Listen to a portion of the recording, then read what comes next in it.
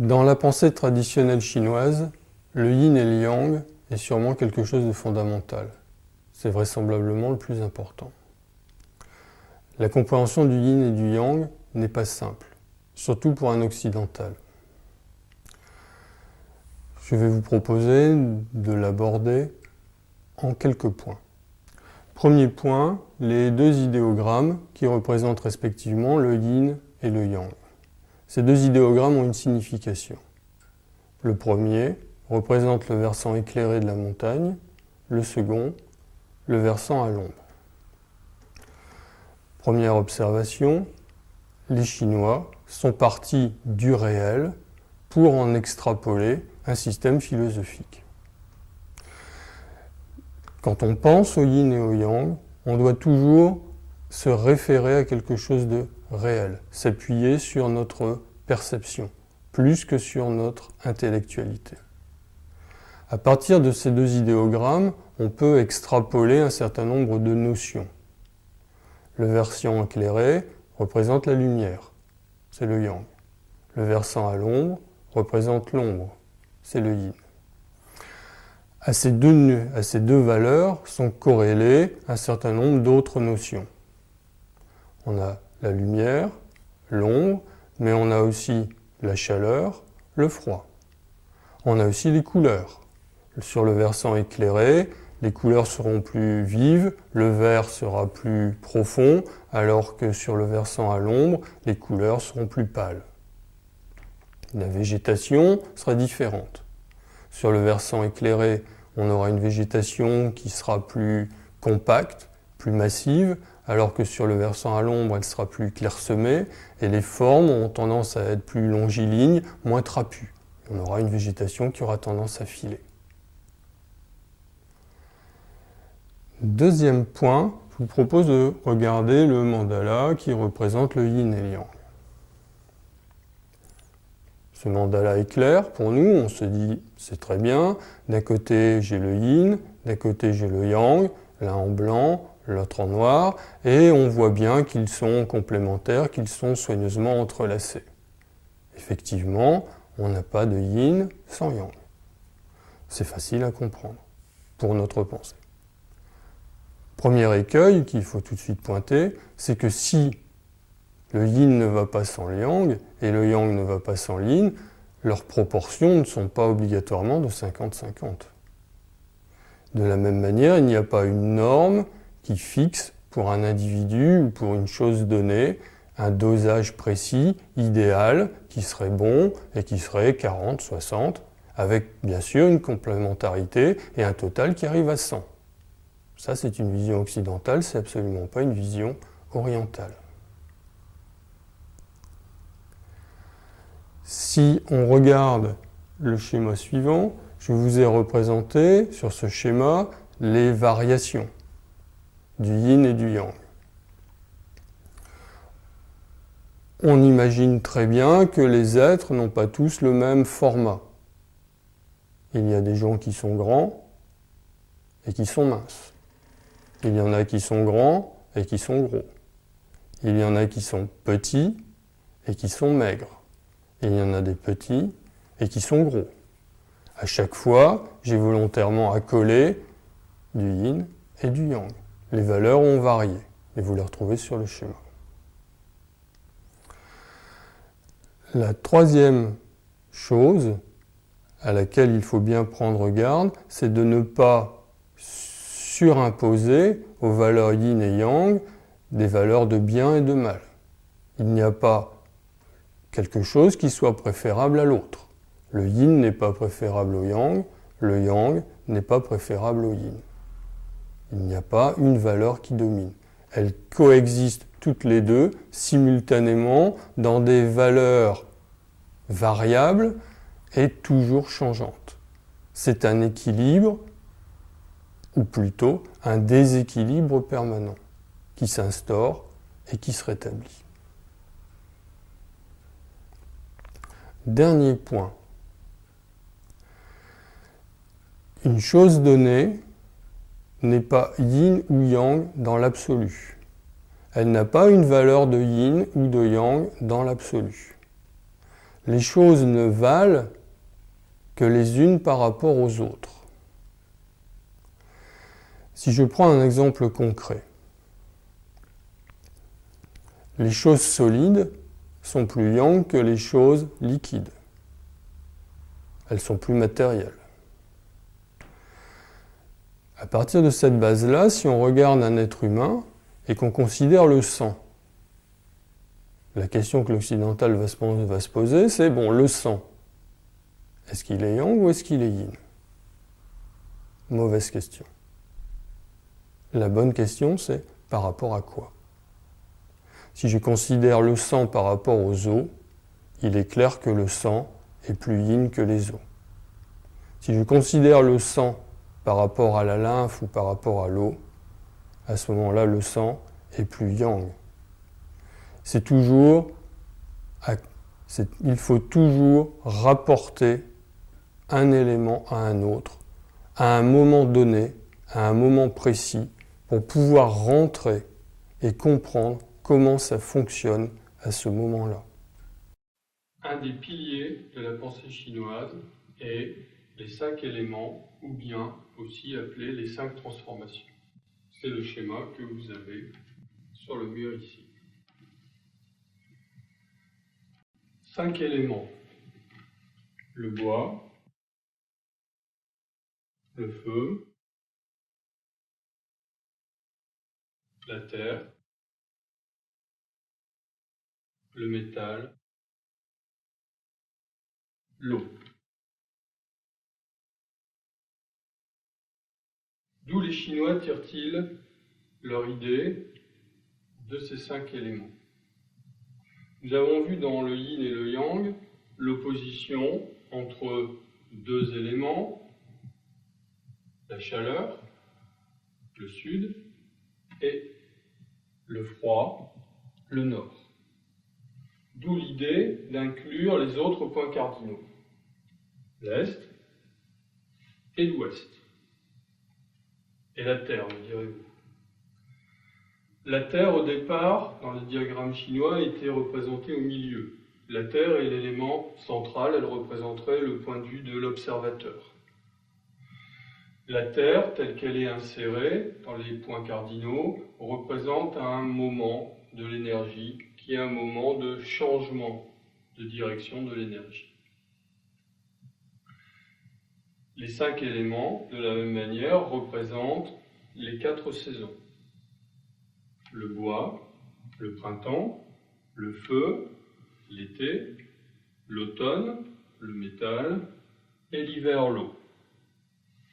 La Terre est venue se placer ici, et elle représente cette saison intermédiaire qu'on appelle l'été indien. À chacune de ces saisons correspond un mouvement énergétique.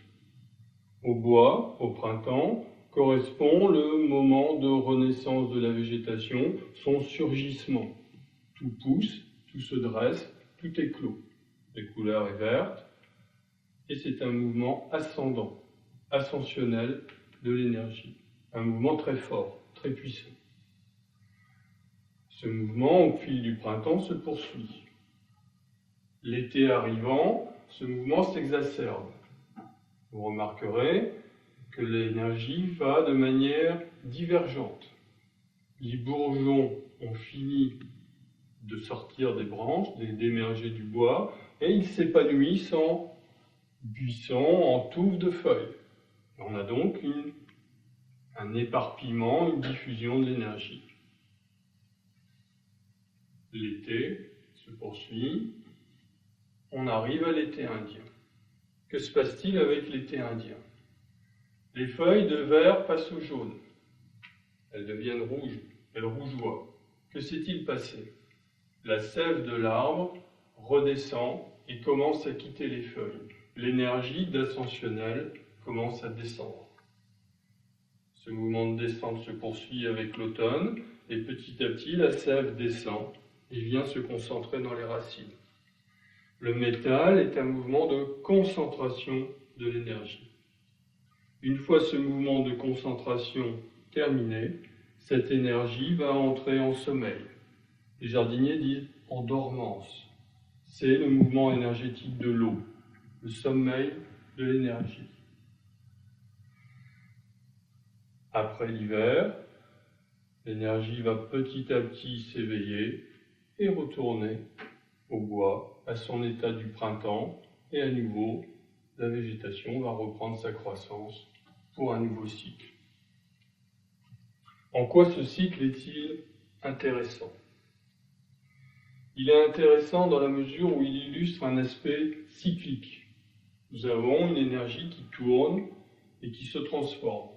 Nous n'avons plus, comme dans le yin et le yang, une espèce d'opposition, d'un va-et-vient entre deux éléments. Nous avons quelque chose qui est plus cyclique, un mouvement plus large et plus précis, plus spécifique. Une des applications de ce principe est que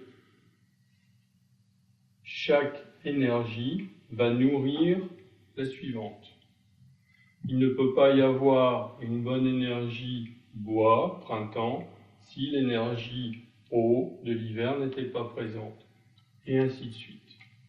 Au niveau des saisons, cela peut paraître un peu étrange, mais chaque saison influence notre organisme. Le printemps. Le printemps correspond à deux méridiens, foie et vésicule biliaire. Qu'est-ce à dire ? C'est au printemps que le foie, les méridiens du foie et de la vésicule biliaire reçoivent leur maximum d'énergie. C'est à ce moment-là qu'ils sont en plénitude d'énergie. Cette plénitude va s'effectuer tout au long du printemps jusqu'à se modifier, se transformer en énergie feu. Cette énergie feu va alimenter le cœur, les méridiens du cœur et de l'intestin grêle. Puis, dans son mouvement de changement énergétique, sont l'estomac et la rate et le pancréas, leurs méridiens, qui vont à leur tour entrer en crue, ils vont avoir leur sommet au niveau énergétique.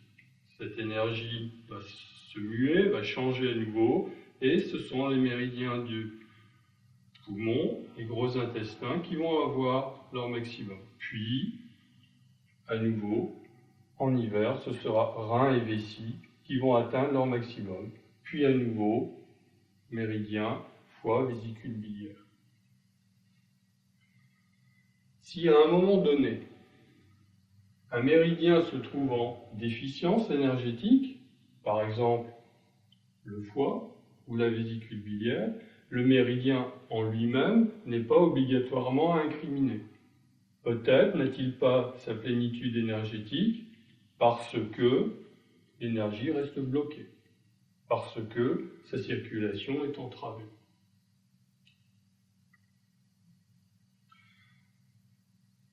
Deuxième corollaire.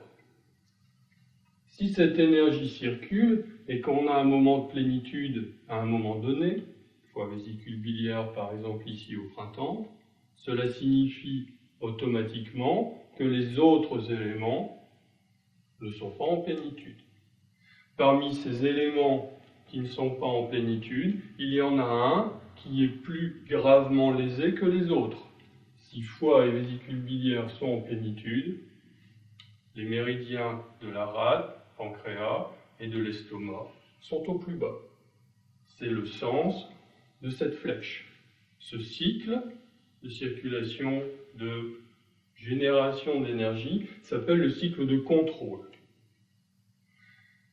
Si le feu est en plénitude, si les méridiens du cœur et de l'intestin grêle sont à leur apogée, à ce moment-là, c'est le métal qui est lésé, à savoir les méridiens du poumon et du gros intestin.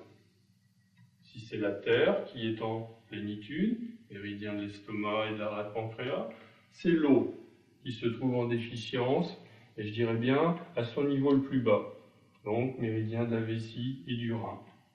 Si c'est poumons et gros intestins qui sont à leur maximum d'énergie, à ce moment-là, c'est le bois qui est à son minimum. C'est la signification de l'ensemble de ces flèches. L'autre cycle, celui qu'on avait vu auparavant, le cycle qui est circulaire et qui sert à faire passer l'énergie d'un élément à l'autre, et ce qu'on appelle le cycle d'engendrement. Certains auteurs parlent de relation mère-fils, au sens où la mère, le bois, nourrit le feu nourrit la terre, et ainsi de suite. Je vous ai présenté l'application par rapport aux saisons, aux points cardinaux et aux méridiens. D'autres valeurs y sont attachées. Les couleurs. Le vert pour le bois, le rouge pour le feu, le jaune pour la terre, le blanc pour le métal, le noir pour l'eau. On y rattache aussi des sentiments. Le paroxysme de l'énergie bois, c'est la colère. Le paroxysme, l'excès d'énergie feu, se traduit par une joie excessive, des rires, une volubilité de la parole incontrôlable. Un excès d'énergie terre se traduit par des soucis, des pensées dont on n'arrive pas à se défaire. Le cerveau tourne sans frein. Un excès de métal se traduit par une tristesse profonde. Un excès d'énergie d'eau se traduit par une peur de l'individu, une timidité. Il est faible, il se sent faible, il n'ose plus rien entreprendre. À chacune de ces énergies est associé également un organe des sens. Le bois correspond à la vue. L'organe des sens qui est lié au feu est le goût. Celui qui est lié à la terre est le toucher, au métal l'odorat et à l'eau l'ouïe. Avant d'attaquer le shiatsu proprement dit, quelques techniques, quelques principes de base sont nécessaires. Le shiatsu ne se résume pas à un ensemble de techniques. C'est d'abord et avant tout une attitude générale. Cette attitude générale, on peut la décomposer en plusieurs choses. La première chose, je dirais, c'est le geste. Quand on parle du geste, je ne peux pas m'empêcher de penser aux arts martiaux. Et plus précisément, je pense que tout le monde connaît le coup de poing, le tsuki du karaté. Un vieux maître japonais, au sein de sa vieillesse, disait « Je commence seulement à comprendre tsuki ». Savoir le faire, c'est assez aisé, c'est une technique facilement maîtrisable. En comprendre réellement le sens, c'est le cheminement de toute une vie. Je vous propose de commencer par la position fondamentale du shiatsu, qui est la position seiza.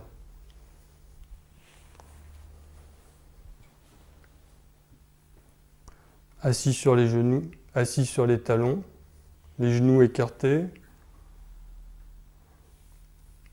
La position paraît simple. Mais ce qui est en jeu derrière cette position apparemment simple, c'est toute la position, et je dirais bien la disposition de l'individu par rapport à l'univers. Tout le dos doit être vertical, les vertèbres alignées, et la respiration centrée au niveau du hara.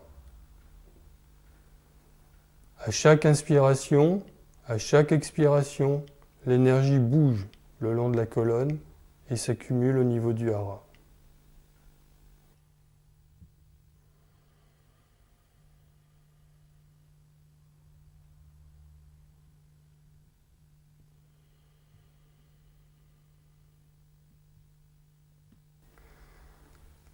Le shiatsu commence par le seiza. Le seiza est la position qui permet à l'individu de se centrer, qui lui permet de commencer l'action. Une fois le seiza acquis, on active l'énergie en frottant les mains. La main droite est yang, la main gauche est yin, le frottement produit l'énergie. Il l'active.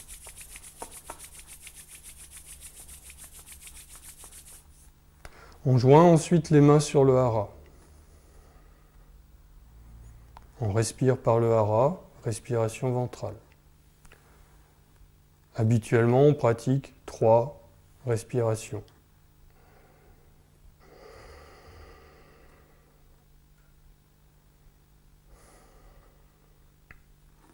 La signification de ces 3 respirations est simple. Elle est « je place toute mon énergie dans mon hara et je la verrouille. Je ne donnerai pas mon énergie. Je la garde et en même temps, je définis mon centre d'action. » C'est la préparation du donneur. Une fois que le donneur est prêt, il peut envisager le receveur. Il le regarde, il l'apprécie, il le sent.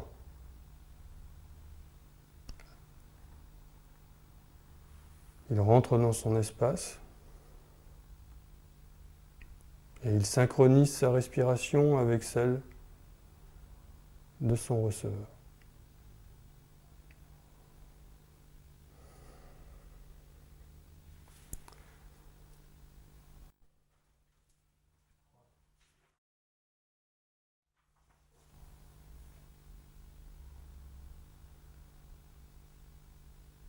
La position doit toujours être juste. Le contact doit être le plus léger possible. La position change.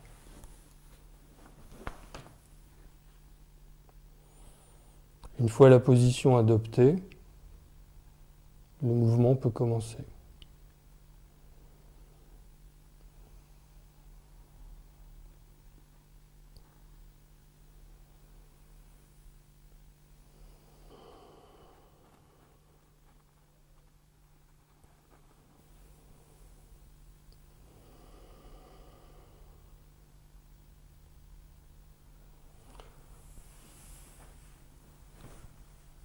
Ce mouvement n'est qu'un exemple. Qu'y a-t-il à en dire? Aucun travail avec la force. C'est le poids du corps qui vient s'appuyer sur la main. Aucune crispation non plus dans la main. On pose une main, l'autre main vient s'appuyer dessus. La deuxième main, la main supérieure, c'est elle qui agit, celle du dessous est passive.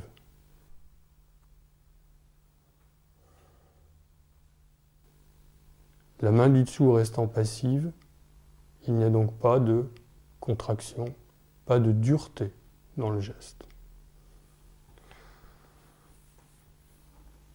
Une fois ces principes acquis, le shiatsu peut commencer. Qu'est-il exactement? Le shiatsu agit en un point donné de l'individu par la conjonction de l'ensemble de ces principes.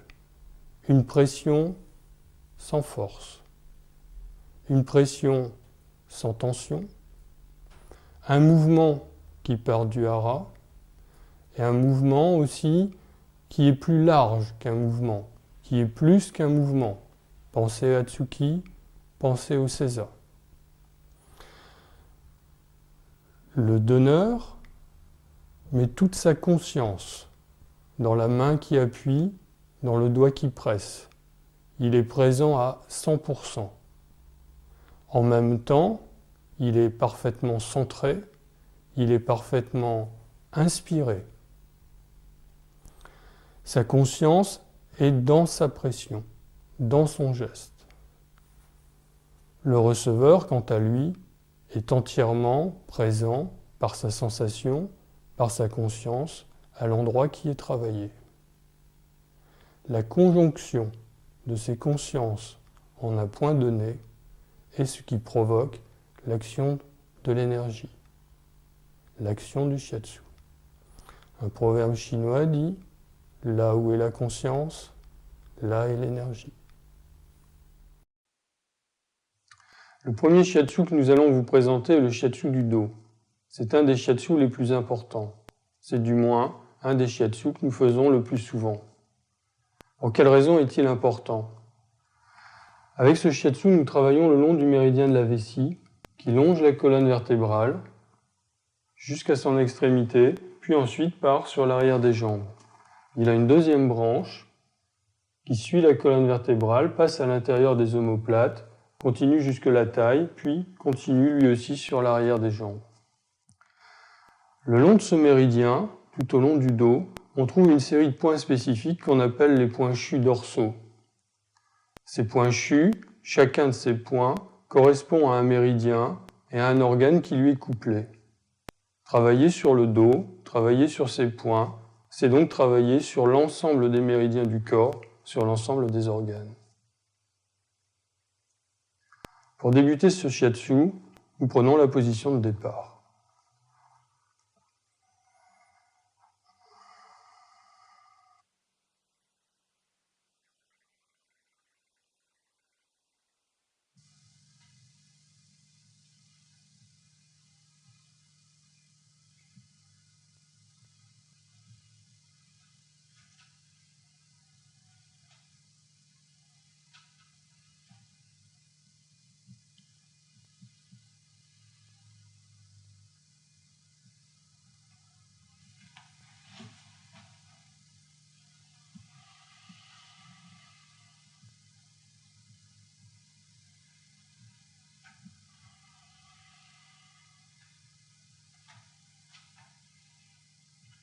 Pour ce premier mouvement, travaillez en appuyant sur la colonne avec l'ensemble de la surface de votre main.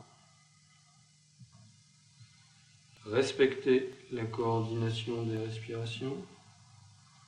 Travaillez avec votre poids.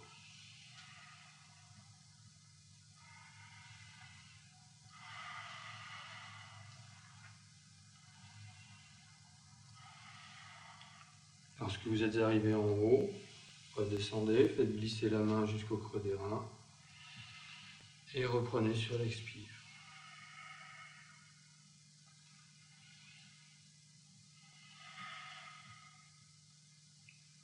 Pour ce deuxième passage, vous pouvez mettre un peu plus de poids que pour le premier.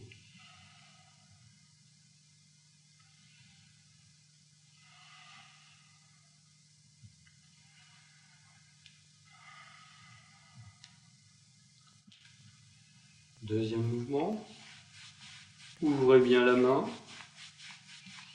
et avec la surface de la main, frottez les bandeaux musculaires.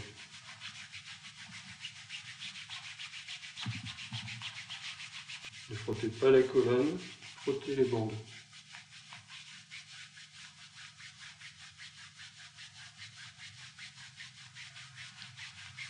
Nous sommes dans une première phase qui est une phase de décontraction du dos. C'est une phase préparatoire au travail avec les pouces.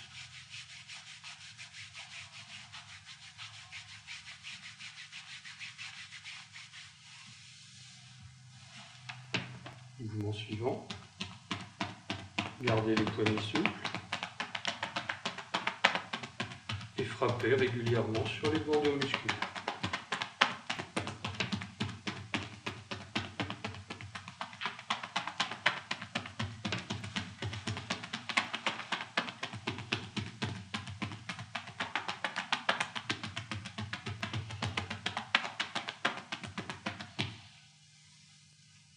Passons maintenant aux étirements. Prenez le temps de bien placer vos mains sur la colonne, calez-les bien, demandez à votre patient d'inspirer. Inspire. Et à l'expire, étirez, expire. Décalez vos mains sur le bandeau, inspire, expire. L'autre bandeau, inspire, expire. En diagonale, inspire, expire. L'autre diagonale, inspire, expire. Avec les bras croisés, inspire, expire. L'autre diagonale, inspire,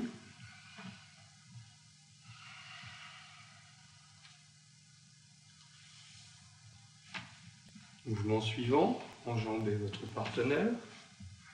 Placez vos mains au niveau des omoplates. Demandez-lui d'inspirer. Inspire. Et à l'expiration, mettez votre poids. Expire.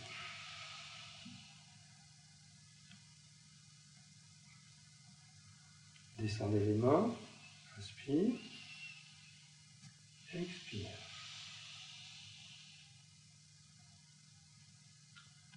Descendez encore les mains. Inspire. Expire.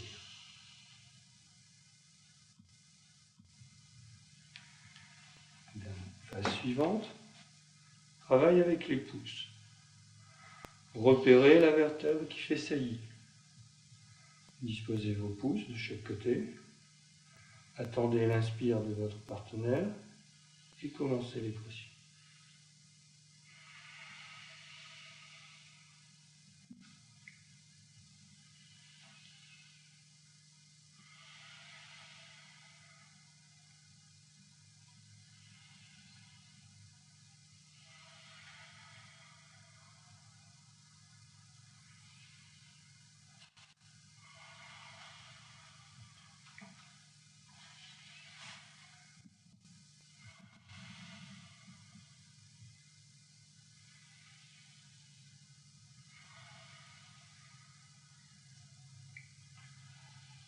Restez concentré sur le travail de vos pouces. Gardez la synchronisation avec la respiration.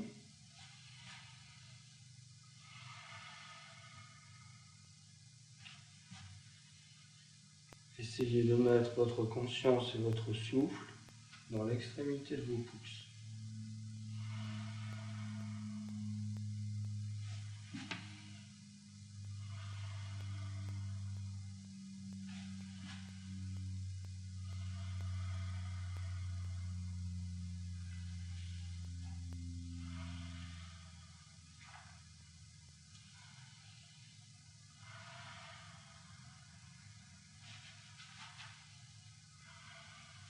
Poursuivez les pressions jusqu'à l'extrémité du sacrum. Puis, remontez à la taille.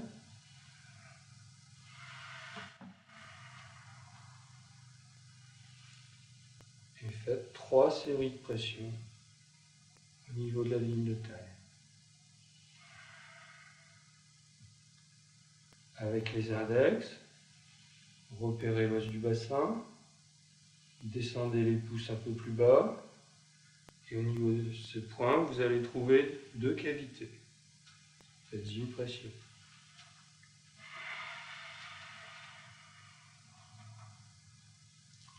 Un peu plus bas et en resserrant un peu les pouces, il y a une deuxième série de cavités. Pression. Redescendez encore un peu. Dernière série.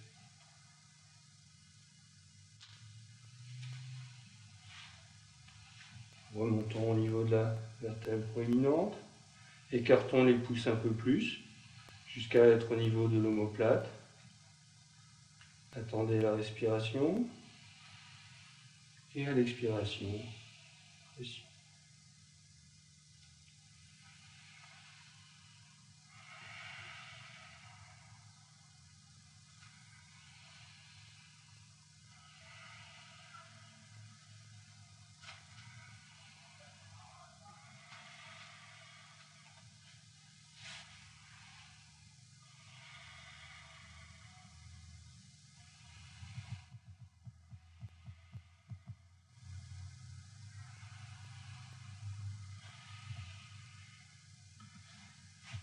Pour la démonstration, j'utilise ici des pressions de force moyenne. Si vous n'êtes pas sûr de votre pression, vous pouvez effectuer cette série 3 fois de suite, en appuyant la première fois légèrement, la deuxième fois un peu plus, et la troisième encore plus. Nous arrêtons cette série de pressions au niveau de la taille. Nous remontons les mains au niveau des reins, en dessous des côtes flottantes. Nous ouvrons bien les mains et nous chauffons les reins.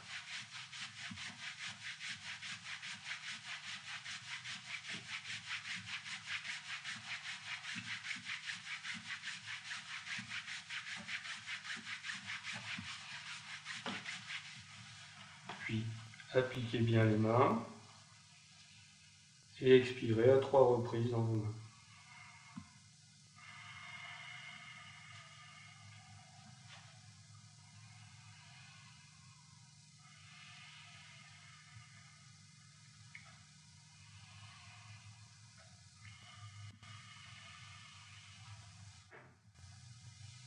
Ceci fait, reprenez la position de départ.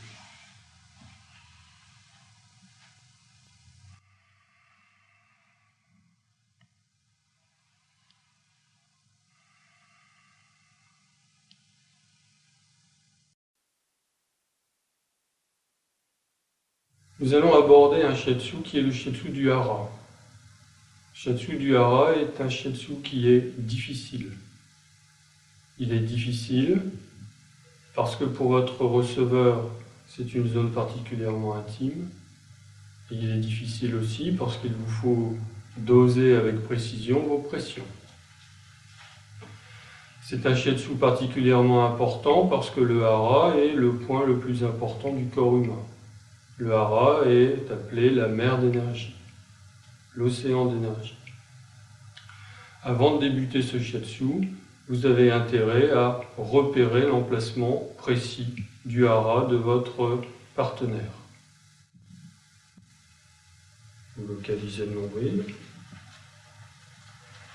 Et une fois que vous avez localisé le nombril de la personne, vous prenez 3 doigts et le hara se trouve 3 doigts en dessous du nombril.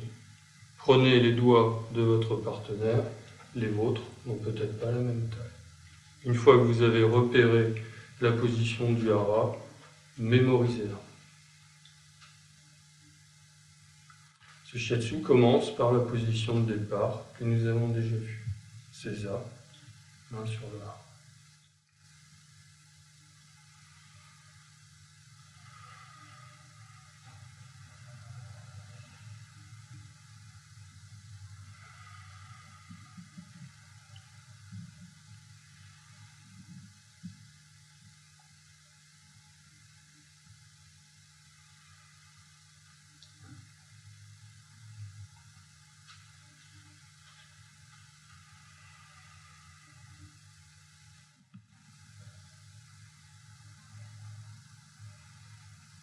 Posez délicatement la main sur le hara.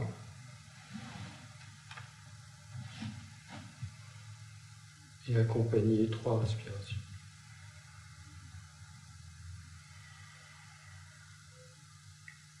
N'appuyez pas, accompagnez seulement.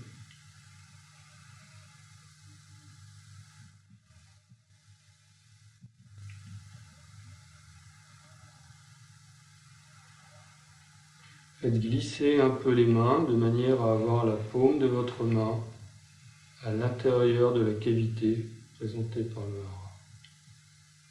Puis, doucement, commencez un mouvement circulaire dans le sens des aiguilles d'une montre. Essayez de faire tourner le hara de la personne.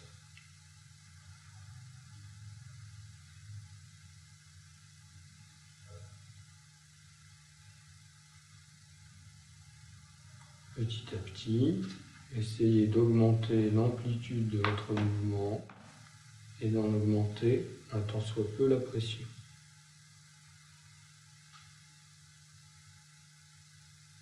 Gardez les mains souples.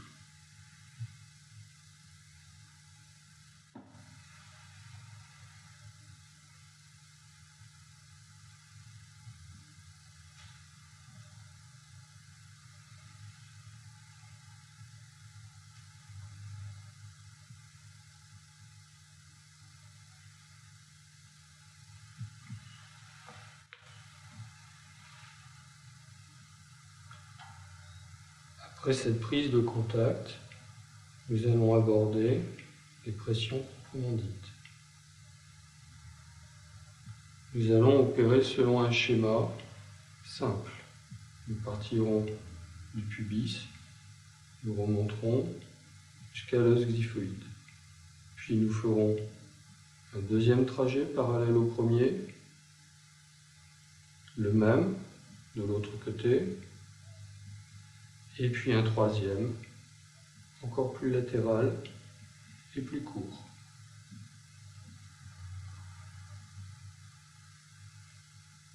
La position des mains pour ce travail est particulièrement importante. Notez-la bien. La première main se place à la verticale, la deuxième est décalée. La main du dessous est passive. Seule la main supérieure est active et exerce la pression. Travaillez toujours avec la respiration, soyez attentif à la profondeur de votre pression.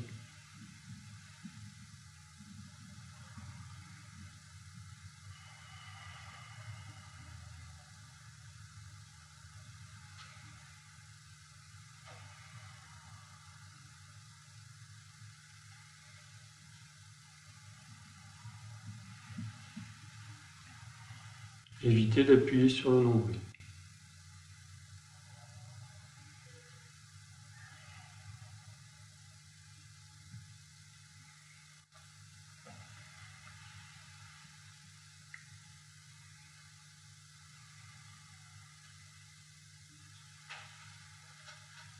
Deuxième trajet.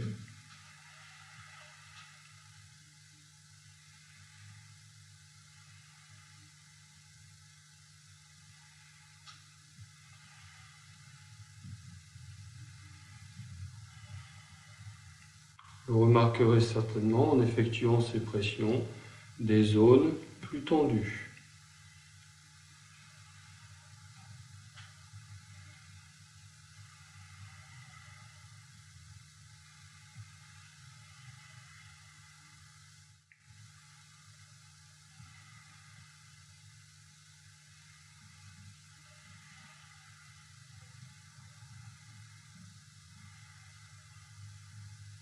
J'aborde le trajet le plus externe.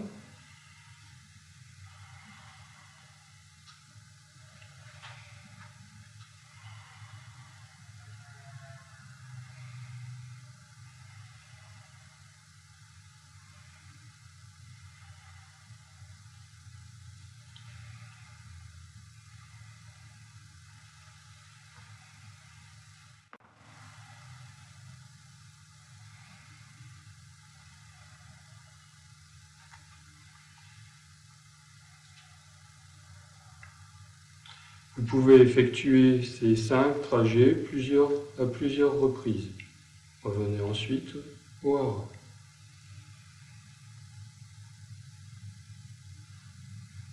Nous allons effectuer maintenant, le nombril se trouvant là, un cercle, toujours dans le sens des aiguilles d'une montre, tout autour du nombril. Partons du hara et nous y reviendrons.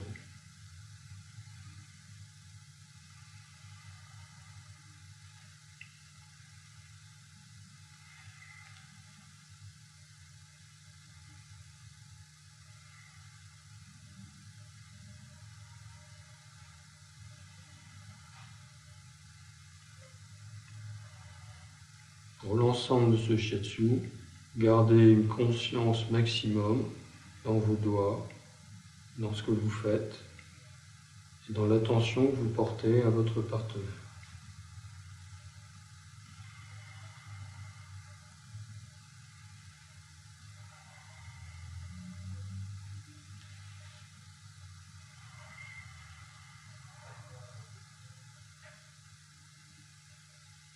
Terminez ce shiatsu, posez les deux mains sur le hara et cette fois-ci, tournez toujours dans le sens des aiguilles d'une montre, mais en ayant comme intention de chauffer l'endroit.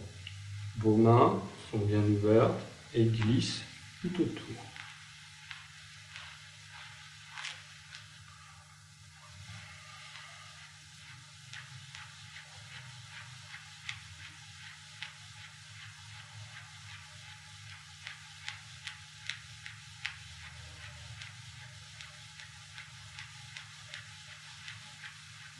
Lorsque la zone est chaude, prenez les mains de votre partenaire, croisez-les sur son hara, posez les vôtres par-dessus Mettez votre conscience dans vos mains et pratiquez 3 respirations avec votre partenaire.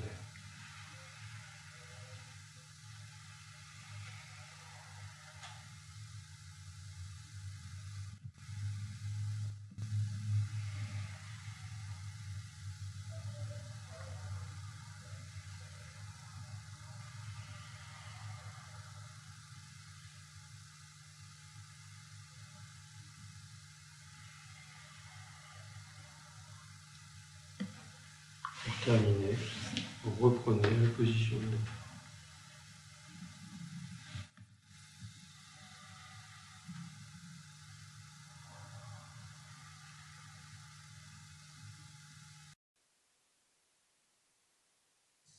Le shiatsu que nous allons aborder maintenant est le shiatsu des épaules et de la nuque. Ce shiatsu vient s'intercaler de manière précise entre le shiatsu du dos et le shiatsu des bras et des mains. C'est un shiatsu important. Important parce que utile. Il est utile parce que la zone des omoplates et de la nuque est la zone d'accumulation des tensions. Souvent, les tensions viennent se mettre dans cet endroit-là. Faites attention, le travail de la nuque est un travail très très délicat. Allez-y doucement, ne forcez pas.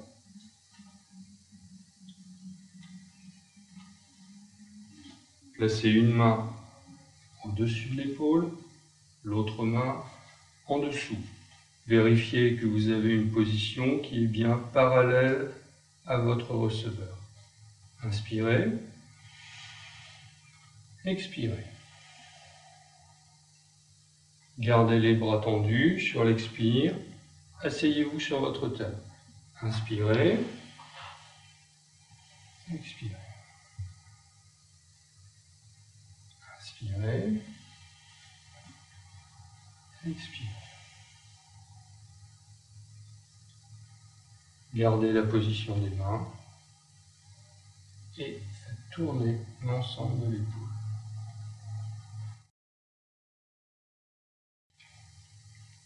Essayez d'obtenir un mouvement le plus ample possible. Changez de sens.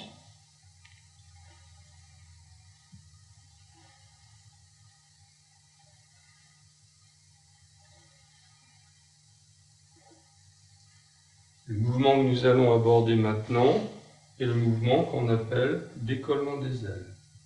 Prenez délicatement le bras de votre partenaire. Repliez-le.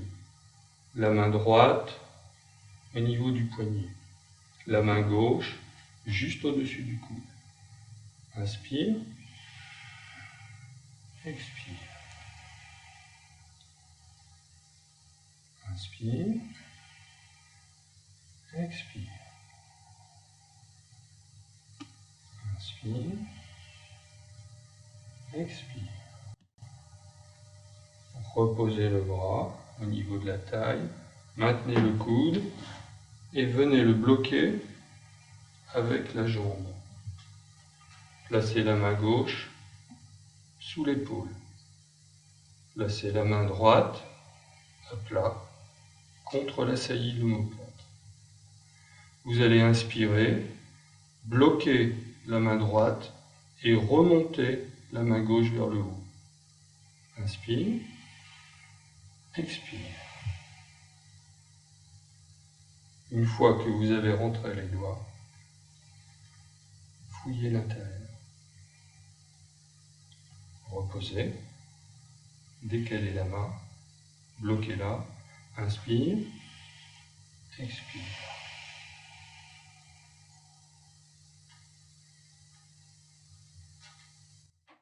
Reposez l'épaule, décalez la main, posez les doigts, bloquez-les, inspire,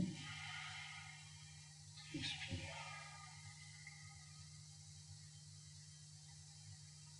Reposez, posez la main, bloquez les doigts, inspire, expire.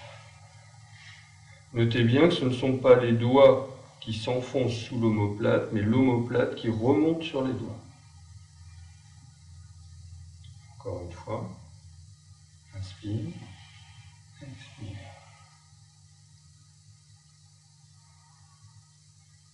Le bas de l'omoplate.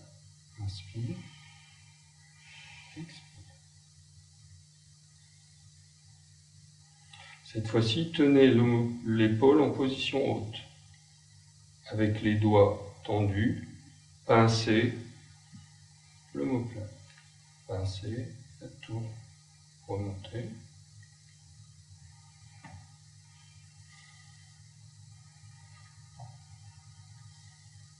Là, tournez.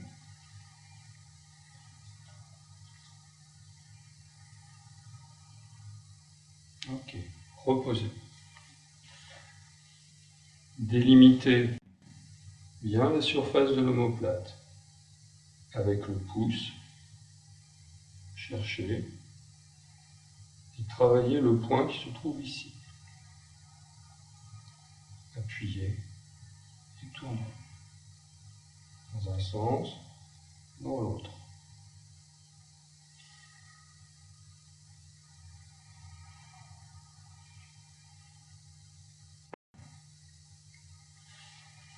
Remettez le bras en position. Frottez l'épaule. La main bien ouverte.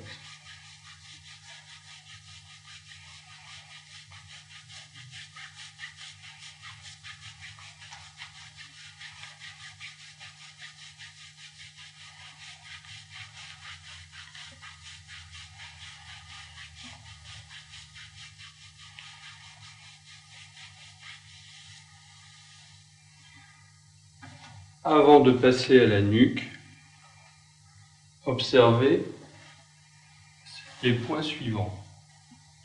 Sur la tête.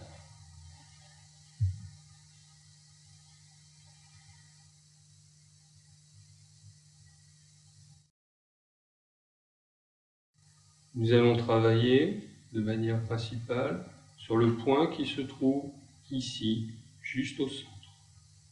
C'est un point très important, un point de relaxation générale. Notez ensuite les deux points qui se trouvent ici, juste à la base du crâne. Un peu plus loin, notez ces deux-ci. Et beaucoup plus à l'extérieur, ces deux-ci.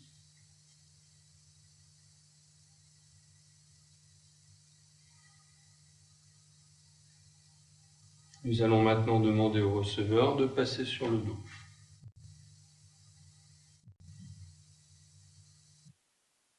Passons au travail de la nuque. Commençons par les points que nous venons de localiser. Soulevez la tête de votre receveur. Placez le majeur au milieu, à la base du crâne. Venez placer l'autre majeur juste au-dessus de l'autre.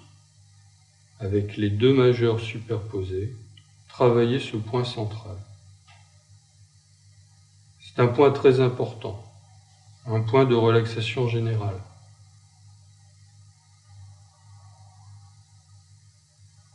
Prenez votre temps, travaillez-le bien, tournez dans un sens, dans l'autre, explorez-le. Quand c'est fait, décalez vos majeurs d'1 centimètre à 1,5 cm par rapport à la ligne médiane. Avec le doigt tendu, travaillez ce point. Tournez. Déplacez vos majeurs d'1 centimètre à peu près et retravaillez à nouveau ces deux points. Procédez de la même manière. Tournez. Déplacez-vous encore. Vous arrivez à l'extérieur. Travaillez à nouveau les deux points que vous y trouvez.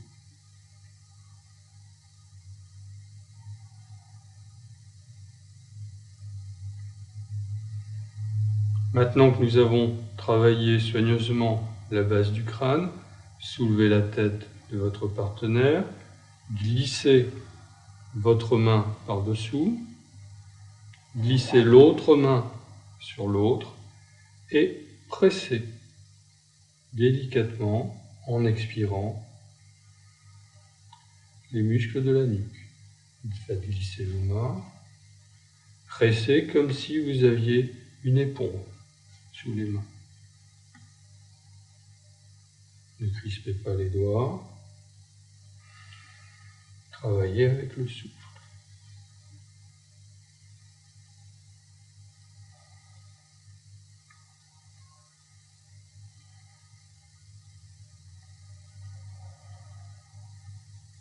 Passons aux étirements.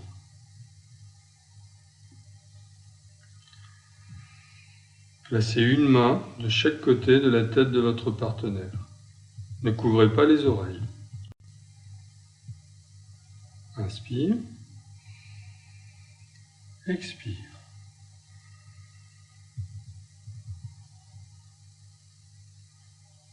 Revenez avec les mains en position normale. Inspire. Expire. Revenez en position normale. Remarquez le mouvement de rotation des mains. Inspire. Expire. Inspire. Expire. Encore une fois. Inspire. Expire. Inspire. Expire. Passons à un autre étirement. Prenez la tête de votre partenaire et déplacez-la contre l'épaule. Placez votre main sur l'arrière de la tête. Changez de position. Bloquez l'épaule. Inspire. Expire. Étirez le cou. Prenez la tête. Déplacez-la de l'autre côté. Changez de position. Bloquez l'épaule. L'arrière de la tête. Expire. Recommencez une seconde fois. Déplacez la tête. Bloquez l'arrière de la tête. Changez de position. Bloquez l'épaule. Inspire. Expire. Une fois. Déplacez la tête. Bloquez. Expire. Revenez en position centrale. Vous prenez votre position. Vous allez placer les mains sur la base de la nuque, la base de la tête, derrière, en pliant les doigts de cette manière. Agrippez fermement la base du crâne. Tendez les bras, penchez-vous en arrière, inspire, expire et étirez. Changez la position de vos doigts, améliorez votre prise, inspire, expire. Changez encore votre prise, inspire, expire. Reposez la tête. Placez vos mains bien à plat de chaque côté et faites tourner la tête.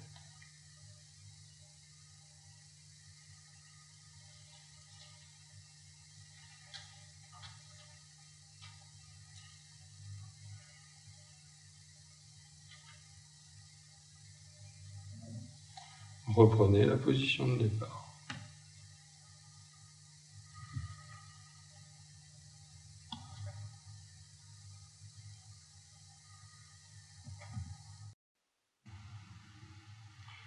Nous allons maintenant aborder le shiatsu du bras et de la main.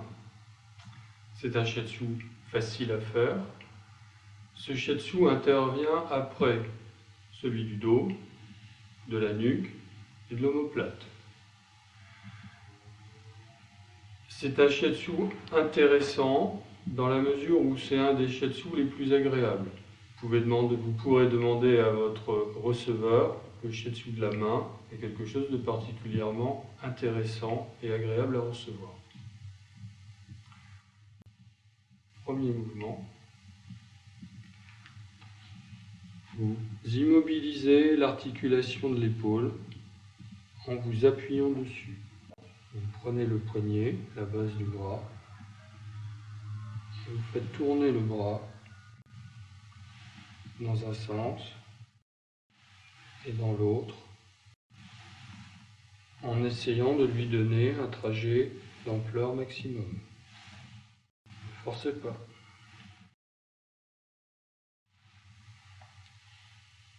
Reposez le bras à plat. Vous allez maintenant exercer des pressions avec le plat de la main.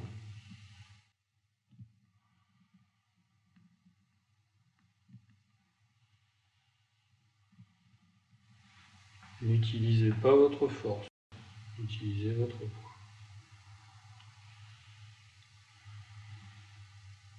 N'appuyez pas sur le coude.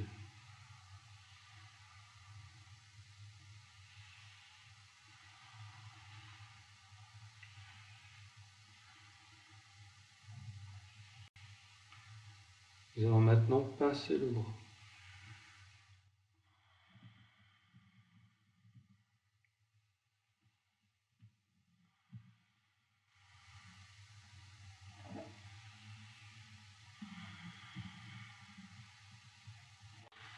Ce mouvement s'appelle la pince de canard. Pour l'effectuer, gardez les doigts allongés. Ne les pliez pas. N'induisez aucune tension en eux. Appuyez simplement tout en expirant.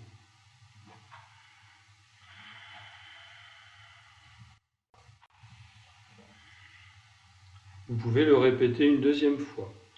Nous allons vous présenter une variante. Vous effectuez le mouvement de la même manière.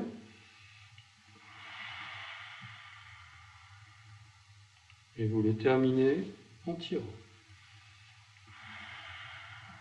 Vous pressez et vous étirez.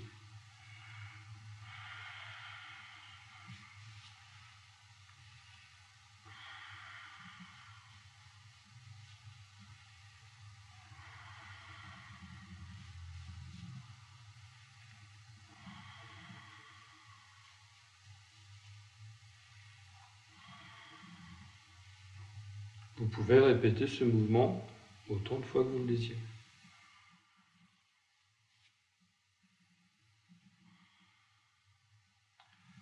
Passons au mouvement suivant.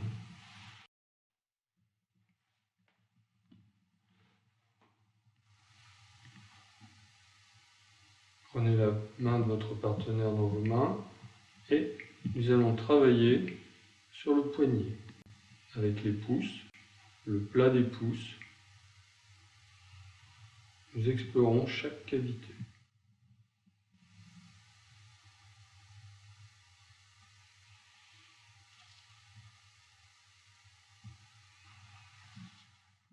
Pour le dessous du poignet, le travail est le même.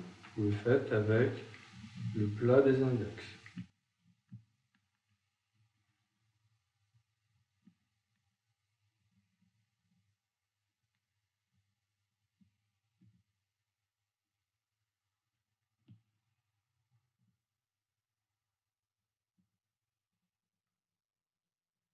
Prenez le poignet.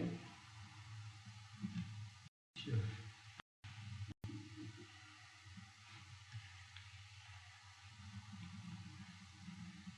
Retournez la main.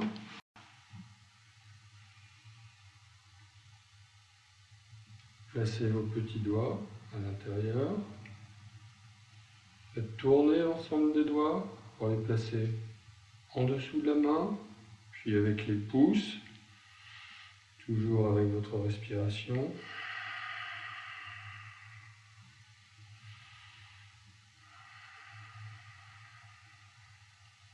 Étirez.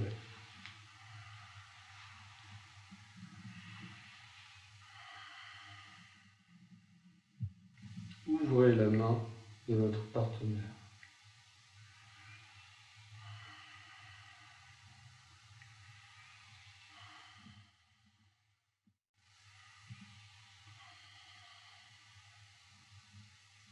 Passons aux doigts. Pour chaque doigt, nous effectuerons une série de pressions. Nous effectuons la pression entre la deuxième phalange et le plat du pouce. Cette première série de pressions, nous l'effectuons sur le dos et l'intérieur du doigt, toujours avec la respiration.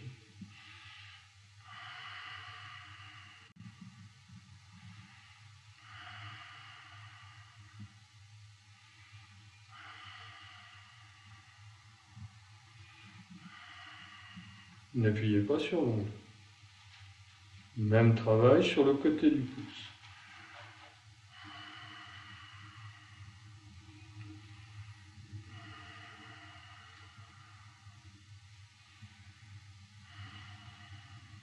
Veillez à rester droit et travaillez avec votre souffle. Vous effectuez la dernière pression juste à la base de l'ongle. À la fin de la pression, faites tourner le pouce et donnez un coup sec. Même travail sur chacun des doigts.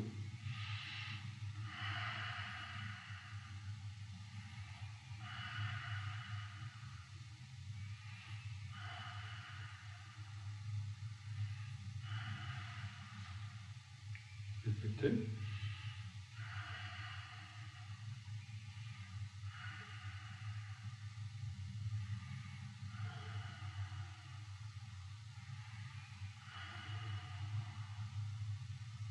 À la fin de l'expiration, mouvement tournant et un petit pouce.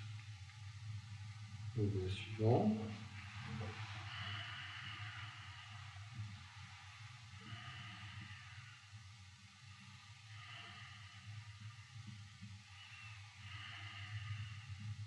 Le côté.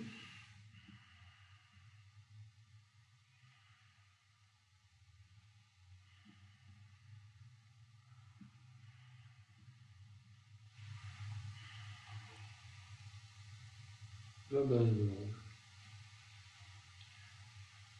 Même travail.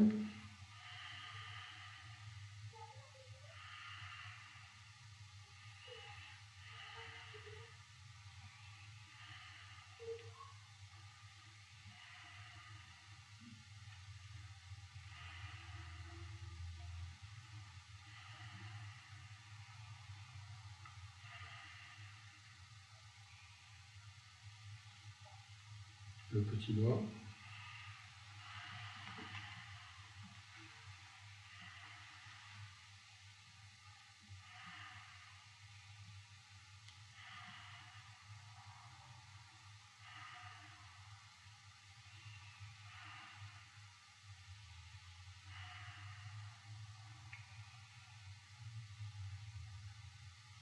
La base de l'ongle, sur le petit doigt, travaillez-la soigneusement. 2 méridiens s'y trouvent. Retournez la main. Avec le pouce, longez la base de l'index, tournez la base du pouce et massez le point qui se trouve là. C'est un des points les plus importants.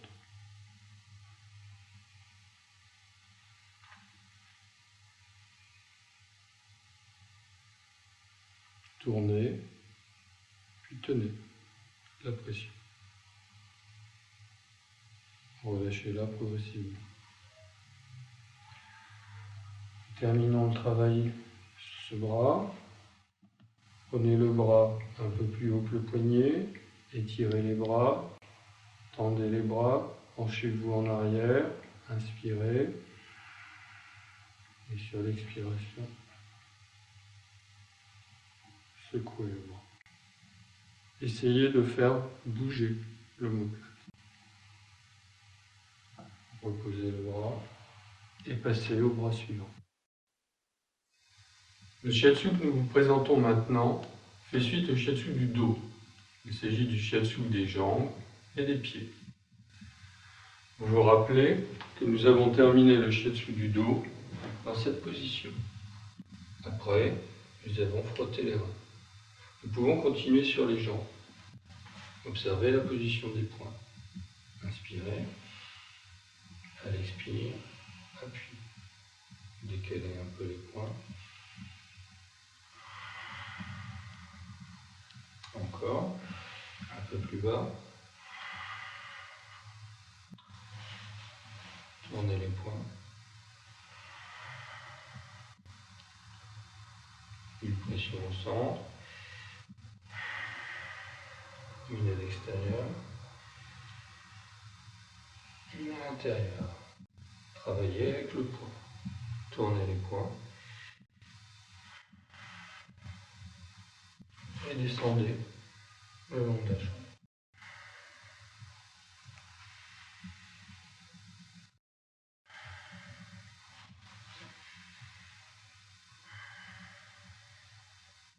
N'appuyez pas sur l'arrière du genou. Quand vous êtes arrivé à cet endroit, changez de position.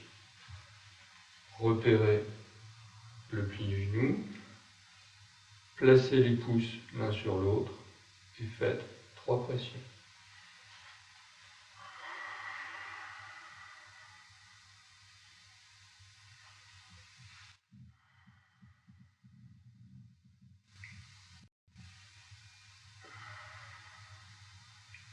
Séparez les pouces et faites une pression simultanée à l'intérieur et à l'extérieur du pli.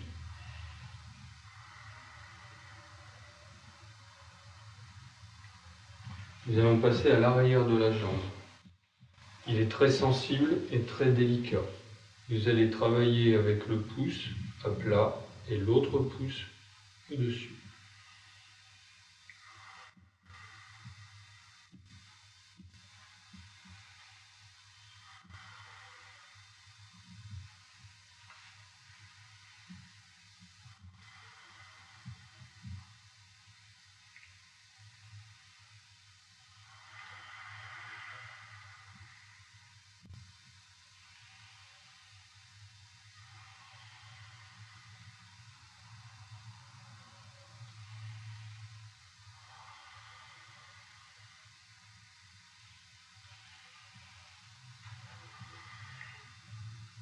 Travaillez toujours avec la respiration, le poids du corps, aucune tension dans les doigts.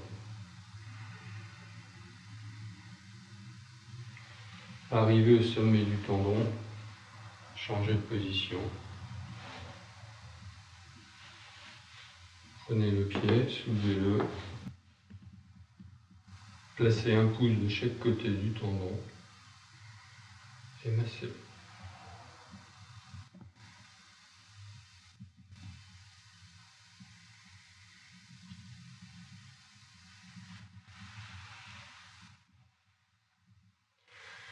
Poursuivez en faisant le tour de la malléole, simultanément interne et externe. Fouillez chaque cavité.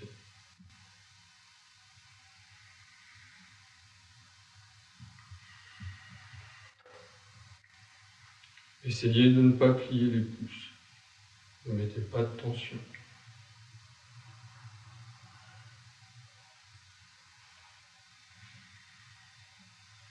Ok. Passons à la plante du pied. Nous allons d'abord faire une série de lignes en commençant par le milieu.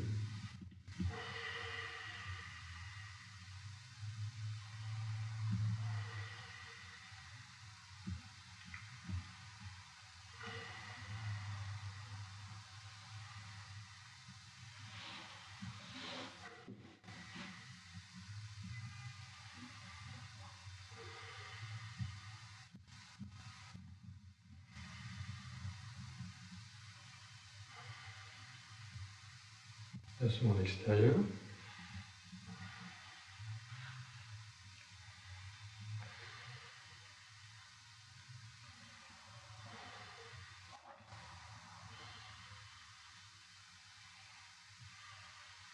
Puis l'intérieur.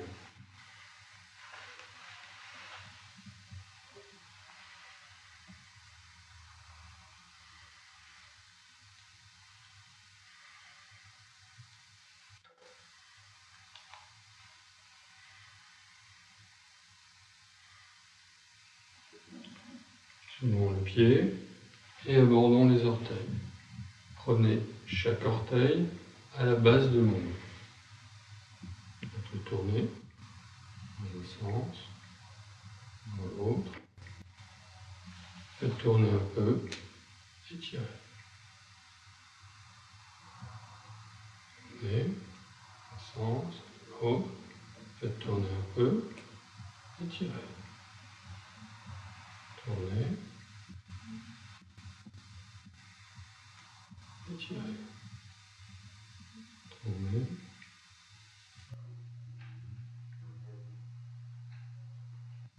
Étirez. Tournez. Étirez. Travaillons un peu la cheville. Observez bien la position. La jambe est verticale. Une main maintient la cheville en dessous. L'autre main vient entourer le talon et l'avant-bras repose sur la plante. Servez-vous de votre poids pour étirer la cheville.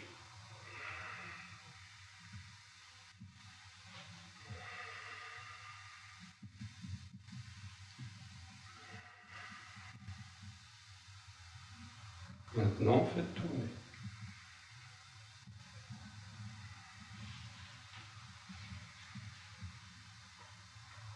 Dans l'autre sens.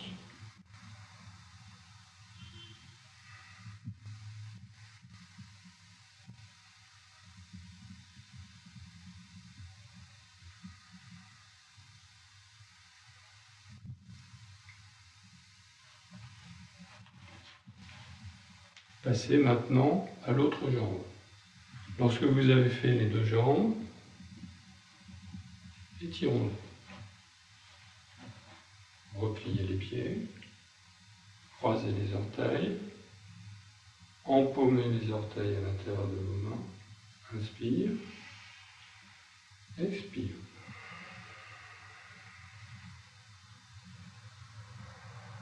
Décroisez les orteils, recroisez. Inspire, expire. Séparez les pieds, inspire, expire. Sur l'extérieur des jambes, inspire, expire. Et pour terminer, prenez les chevilles de votre partenaire, étirez-la, balancez-la un peu, secouez, reposez délicatement et reprenez la position de départ.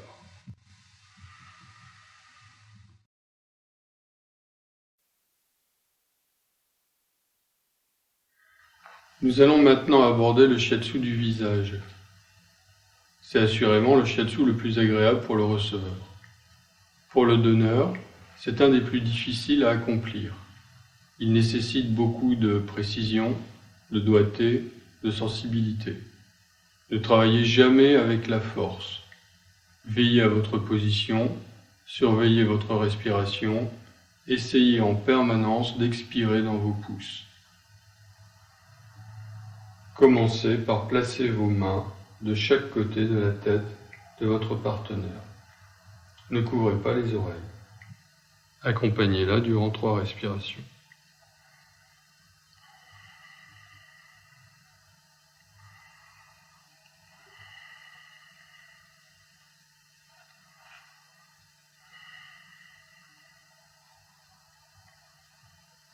Soulevez délicatement la tête. Placez votre majeur à la base du crâne, dans la zone médiane. Placez l'autre majeur au-dessus et travaillez ce point que nous avons déjà vu dans le shiatsu de la nuque. C'est un point de relaxation, un point important qui se trouve juste à la base du crâne, au milieu.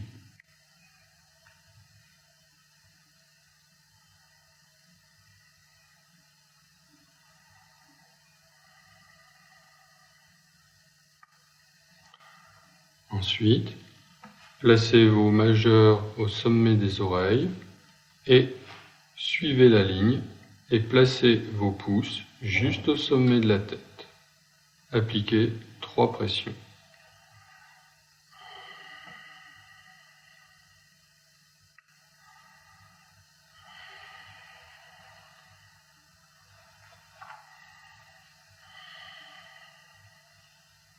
Passons à la ligne des cheveux. Superposez vos pouces. Prenez une bonne position. Inspirez et pressez. Continuons de chaque côté.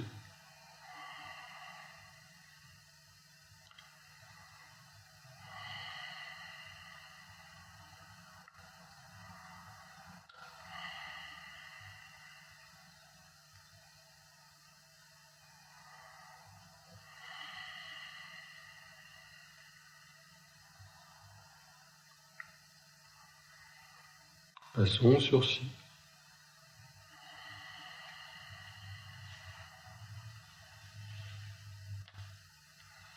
Pratiquez 2 pressions sur ce point.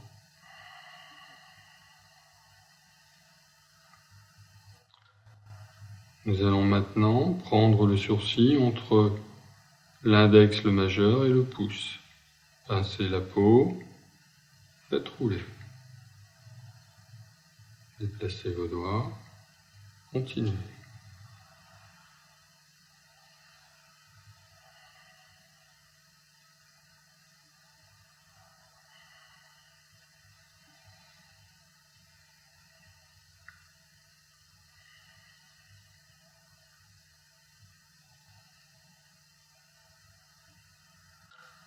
Arrivez à l'extrémité du sourcil, placez vos pouces et effectuez 2 pressions.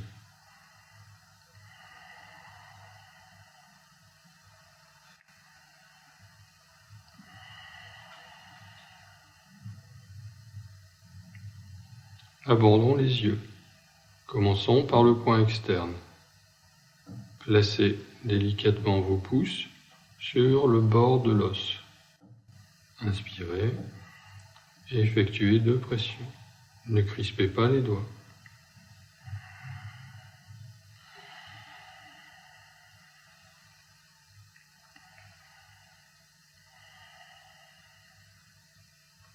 Suivez la cavité.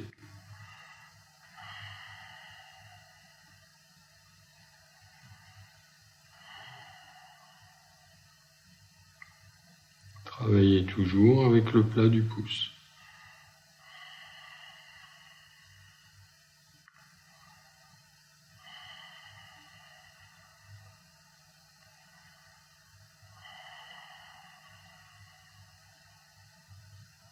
Passons au bord inférieur.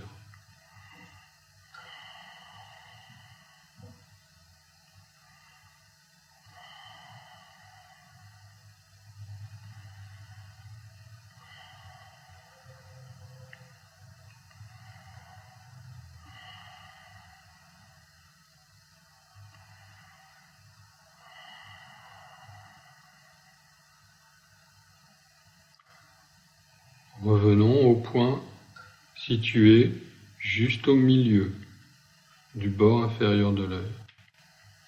Appliquons-y 2 pressions.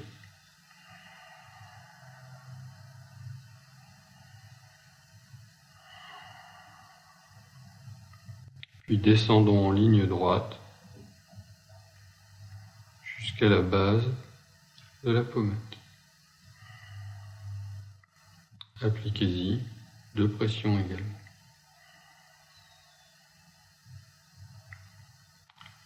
Passons à la base du nez. Inspirez et pressez. Une fois, une seconde fois. Enchaînons avec le tour de la bouche. Vérifiez au préalable que votre partenaire n'a pas d'appareil dentaire.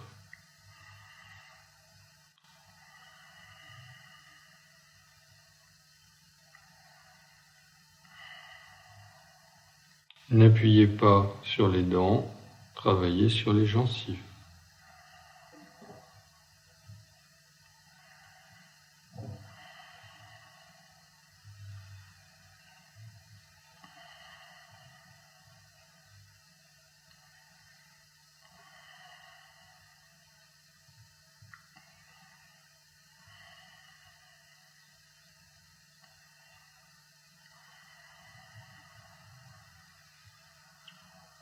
Passons au menton. Pincez avec l'ensemble des doigts le bord de la mâchoire. Remontez vers les oreilles.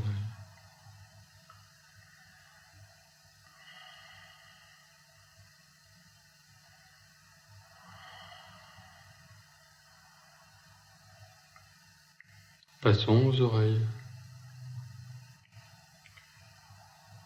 Commençons par la cavité qui se trouve juste devant le conduit auditif.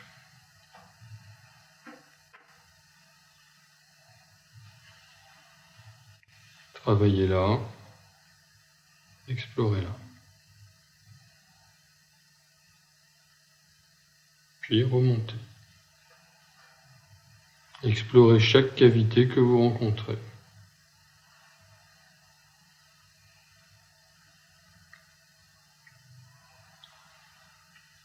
Arrivez au sommet de l'oreille, effectuez 2 pressions.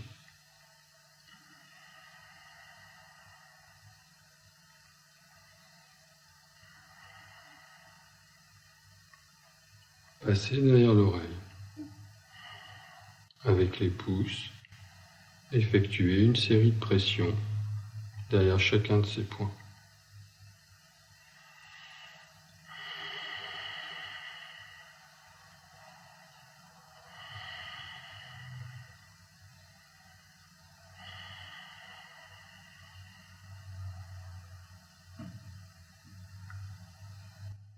Pour terminer ce shiatsu, frottez vos paumes l'une contre l'autre, chauffez-les bien.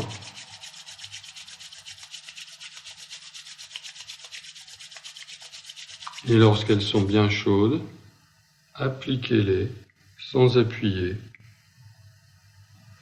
sur les yeux de votre partenaire.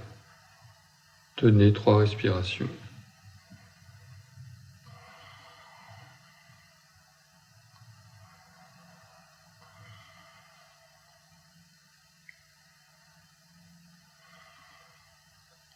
Reprenez la position de départ.